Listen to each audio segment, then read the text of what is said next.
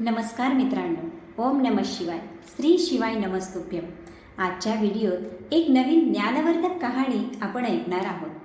आजची कहाणी म्हणजे नागिनीने घेतलेला बदला. एक शेतकरी आणि एक नाग यांची कहाणी आहे. ही कहाणी ऐकल्याने मनुष्याच्या जीवनातील सर्व तक्रारी निघून जातात. ती व्यक्ती कधीच गरीब राहत नाही जो ही कहाणी लक्षपूर्वक ऐकतो. बरेच नाग असे असतात ज्यांच्याजवळ मणी असतो आणि मणी असणाऱ्या नागाला इच्छाधारी नाग अथवा इच्छाधारी नागिन असे म्हणतात. जो इच्छाधारी नाग असतो तो काहीही करू शकतो. अशक्य असणारी कामेसुद्धा तो सहजरित्या करू शकतो. कहाणीला सुरुवात करण्याआधी चॅनलवर नवीन असाल तर लाईक आणि सबस्क्राईब अवश्य करा. तसेच कॉमेंटमध्ये ओम नमः शिवाय लिहायला अजिबात विसरू नका. चला तर मग कहाणीला सुरुवात करूया. प्राचीन काळातील गोष्ट आहे. एक शेतकरी रोज आपल्या शेतात कामासाठी जात असे. बैलांच्या मदतीने तो आपले शेत नांगरत असे. पूर्ण शेत नांगरून झाले. आता शेतातील काही कोपरे राहिले होते जेथे नांगर पोहोचत नव्हता. तेथे आता शेतकरी कुदाळी घेऊन जमीन खोदायला सुरुवात करतो. शेतातील 3 कोपरे खोदून झाले. आता 4था कोपरा खोदण्यासाठी शेतकरी जातो. तेथे मुंगींनी बनवलेले छोटेसे वारुळ असते. शेतकरी ते वारुळ खोदायला सुरुवात करतो. मात्र जसा शेतकरी कुदाळे मारतो तसेच आत असलेल्या सापाचे 2 तुकडे होतात. सापाचे 2 तुकडे बघून शेतकरी घाबरतो आणि अतिशय दुःखी होतो. विचार करतो, आज माझ्याकडून फार मोठे पाप झाले आहे. शेतकरी मनातल्या मनात पश्चाताप करू लागतो. त्याने सापाचे 2ही तुकडे बाजूला केले आणि वारुळात डोकावून बघितले तर तेथे छोटेसे सापाचे पिल्लू होते. हे बघून शेतकरी अधिकच दुःखी होतो. हे पिल्लू याच सापाचे असावे असा तो विचार करू लागतो.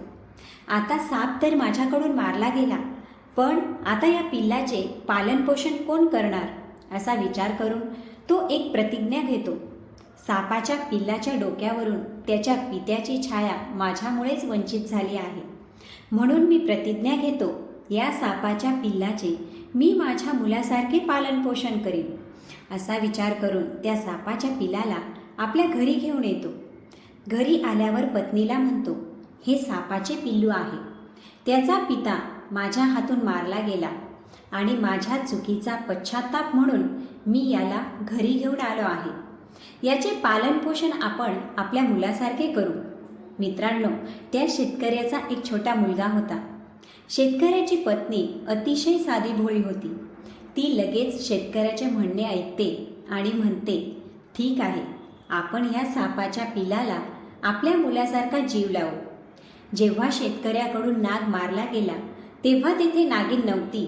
शेतकरी पिलाला घेऊन घरी येतो तेव्हा त्यानंतर नागिन त्या वारुळाजवळ येते आणि बघते तेथे सापाचे 2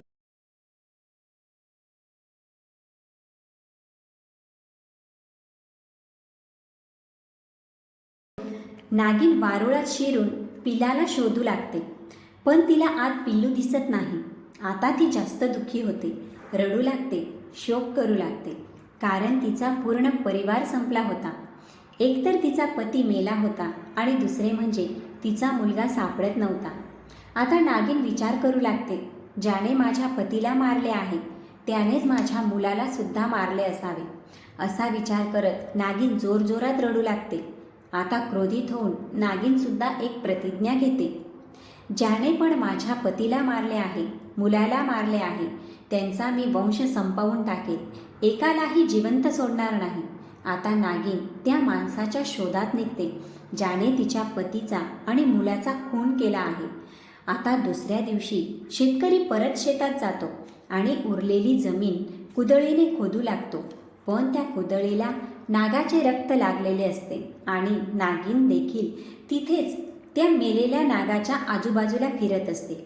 शेतकऱ्याच्या हातात असलेल्या त्या कुदाळीवर नागिनीचे लक्ष जाते आणि कुदाळीला लागलेले रक्त तिला दिसते. रक्त बघून नागिन विचार करते, हाच तो माणूस आहे ज्याने माझ्या पतीची आणि मुलाची हत्या केली आहे.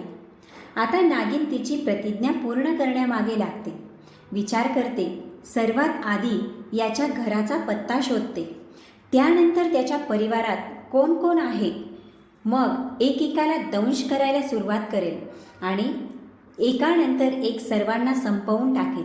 मित्रांनो, संध्याकाळी शेतकरी आपले काम संपवून घराकडे जायला निघतो तेव्हा नागिन त्याच्या मागे मागे जाते. शेतकरी घरात शिरतो आणि त्याची पत्नी दरवाजा बंद करून घेते. नागिन बाहेरच राहते. आता ती घरात जाण्यासाठी जागा शोधू लागली, पण तिला कुठेच जागा दिसत नाही.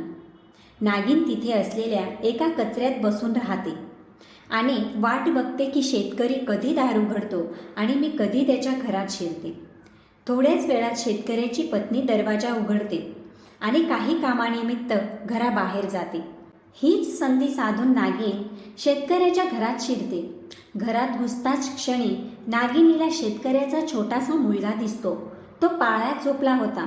नागिन विचार करते, सर्वात आधी या लहान मुलाला जीवे मारते. यामुळे शेतकऱ्याला पुत्रवियोगाची जाणीव होईल. तेव्हा नागिन त्या मुलाच्या पाळण्याजवळ जाते, त्याला दंश करते आणि घराबाहेर निघून जाते. जशी नागिन घराबाहेर निघते तशी शेतकऱ्याची नजर तिच्यावर पडते. त्याला लगेच लक्षात येते, ज्या नागाचा माझ्या हातून खून झाला आहे ही त्याचीच नागिन असावी. ही माझ्या घरातून निघाली याचा अर्थ हिने नक्कीच माझ्या मुलाला काही नुकसान पोहोचवले असेल, असा विचार करत शेतकरी मुलाच्या पाळण्याकडे पळतो. त्याच वेळी शेतकऱ्याची पत्नी तेथे येते आणि नागिनीला बाहेर जाताना बघते.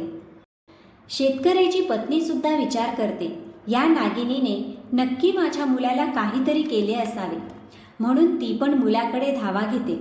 दोघे पती पत्नी मुलाच्या पाळण्याकडे धावतात आणि बघतात की नागिनीने मुलाला दंश घेतला आहे. दोघेही रडायला लागतात, ओरडायला लागतात. मुलाला हातात घेऊन मदतीसाठी आवाज देऊ लागतात आणि पळू लागतात. विचार करतात की एखादा राजवैद्याकडून त्या मुलाचा इलाज करून घेऊ, पण रात्रीची वेळ असल्यामुळे त्यांना कोणीच राजवैद्य मिळत नाही. त्यावेळी कुठेही दवाखाने नव्हते किंवा औषधाची सोय नव्हती. थोड्याच वेळात शेतकऱ्याच्या मुलाच्या शरीरात विष पसरते आणि त्याच्या तोंडातून फेस निघायला लागतो. त्याचे डोळे आणि पूर्ण शरीर निळं पडायला लागतं. थोड्याच वेळात मुलाचा मृत्यू होतो, तो मरण पावतो. दोघे पती पत्नी जोरजोरात रडू लागतात, आक्रोश करू लागतात. पण आता काय होणार होते? शेवटी शेतकरी आणि त्याची पत्नी काळजावर दगड ठेवून मुलाचा अंत्यसंस्कार करतात. विचार करतात, नागिनीने आपला बदला घेतला आहे. तिच्या पतीच्या बदल्यात माझ्या मुलाचा जीव घेतला आहे. आता नागिनीचा बदला पूर्ण झाला. आम्ही आता नागिनीच्या मुलालाच आपला मुलगा मानून जीवन व्यतीत करू. आता शेतकरी आणि त्याची पत्नी नागाच्या पिलाला जीवापाड जपू लागले. त्याच्याकडे खूप लक्ष देऊ लागले. त्याच्या सर्व गरजा पूर्ण करतात. दोघे पती पत्नी त्या पिलाची सेवा करू लागतात. थोड्या दिवसानंतर नागिन परत शेतकऱ्याच्या घरात येते. या वेळेस नागिन विचार करून येते की आता मी शेतकऱ्याचा जीव घेईन, ज्याने माझ्या पतीला आणि मुलाला मारले आहे. जशी नागिन शेतकऱ्याच्या घरात येते तसे तिला दिसते शेतकरी आणि त्याची पत्नी एका सापाच्या पिलाला दूध पाजत आहेत आणि खूप प्रेमाने त्याचे लाड करत आहेत. हे बघून नागिन आश्चर्यचकित होते. हे तर माझ्याच मुलाला दूध पाजत आहेत. नागिन आपल्या पिलाला ओळखते आणि विचार करू लागते, हे तर माझ्या मुलाला अगदी स्वतःच्या मुलासारखे जीव लावत आहेत. तिला स्वतःवर खूप राग येतो. ती म्हणते, मी तर या घरात एका बदल्याच्या भावनेने आली होती. मी तर संपूर्ण परिवार संपवणार होती. पण शेतकरी आणि त्याची पत्नी फार दयाळू आहेत, तसेच धार्मिक वृत्तीचे आहेत. एका सापाच्या पिलाला आपल्या मुलाप्रमाणे लाडकोड करत आहेत. हे बघून नागिन रडू लागते. आपल्या कृत्यावर तिला पश्चाताप येतो. नागिन तेथून निघून जाते आणि आपल्या पतीच्या मृत शरीराजवळ जाऊन म्हणते की स्वामी, माझ्याकडून सुद्धा खूप मोठे पाप झाले आहे. कदाचित शेतकऱ्याकडून तुमचा मृत्यू न कळत झाला असेल, पण मी तर स्वतःहून शेतकऱ्याच्या मुलाला ठार मारले आहे. याचा मला फार पश्चाताप होत आहे. कारण शेतकरी आणि त्याची पत्नी अतिशय दयाळू आणि धार्मिक प्रवृत्तीचे आहेत. ते आपल्या मुलाला अगदी स्वतःच्या मुलासारखे जीव लावत आहेत. मित्रांनो, आता नागिन रडते, ओरडते, आक्रोश करते, विलाप करू लागते, पश्चाताप करते, पण आता काही उपयोग नव्हता. परत 1-2 दिवसांनी नागिन शेतकऱ्याच्या घरात जाते. आता ती हे बघण्यासाठी जाते की शेतकरी आणि त्याची पत्नी खरंच माझ्या मुलाला प्रेम करतात का नाटक करत आहेत. पण ती जेव्हा बघते की ते दोघे घरात असे बोलत होते की आपला तर मुलगा आता राहिला नाही, तर या नागिनीच्या पिलालाच आपण आपला मुलगा मानू, याच्या सहाऱ्यानेच आपले जीवन जगू. हे ऐकून नागिनीला विश्वास होतो की हे खरंच माझ्या मुलाला किती प्रेम करतात. आता नागिन पश्चाताप करत शंकरजींच्या मंदिरात जाते आणि मंदिराला प्रदक्षिणा मारू लागते. असे म्हटले जाते की नाग आणि नागिन महादेवांचे परमभक्त असतात, म्हणून जर नाग नागिन महादेवांकडे काही मागतात तर महादेव त्यांची इच्छा लगेच पूर्ण करतात. आता ती नागिन महादेवांची पूजा आराधना करायला सुरुवात करते.